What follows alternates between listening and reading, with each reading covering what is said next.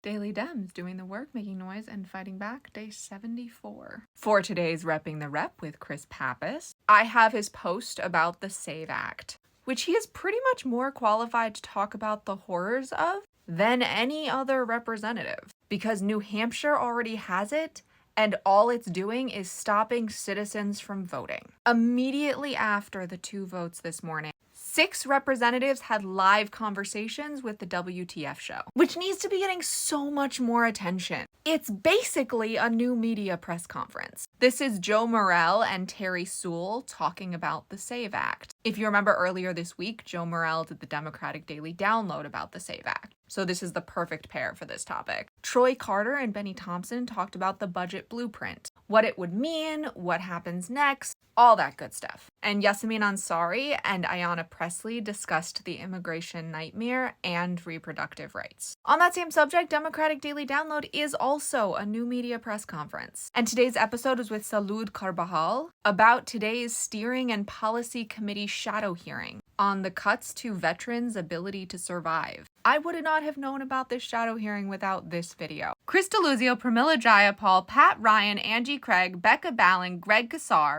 Maggie Goodlander, Val Hoyle, Kristen McDonald Rivet, Jerry Nadler, AOC, Jan Schakowsky, and Nadia Velasquez are the founding members of the new Monopoly Busters Caucus. The caucus will fight corporate power and promote a pro-worker, pro-consumer, and pro-small business agenda. There is no more important time for the creation of this caucus than right now. The House Dem Rapid Response Working Group and Litigation Task Force had filed their 3rd amicus brief. This one is in defense of independent federal agencies, specifically the fact that Kathy Harris and Gwen Wilcox keep getting fired and rehired, more times than DT has been impeached. Ruben Gallego and Adam Schiff sent a letter to the administration saying, "You aren't actually promoting insider trading, are you?" They, of course, aren't expecting a response, but you have to give someone a chance to explain before you completely eviscerate them. I can't wait to see where this goes. And Jared Huffman has the flip side. While Republicans are trying to pass the SAVE Act, House and Senate Dems, the DNC, and the Democratic governors filed a lawsuit against DT's executive order, trying to give himself power over elections, which is not a power the president has. And those are just some of today's fighters. Remember, I don't even cover a fraction of the Democrats who are fighting, so you have to find stories yourself too.